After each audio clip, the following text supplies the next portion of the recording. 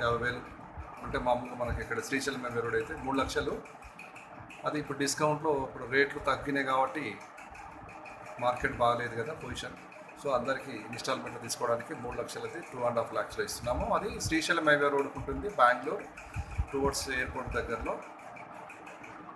అది కాకుండా అది అవసరం లేదంటే మీకు ఇక్కడ జనగాంలో కూడా ఇస్తాము. జనగాం హైవే రోడ్కి ఉంది, అది కూడా ఫేర్వేలో కూడా మీకు 150 గజాల స్థలము, అది 3,50,000.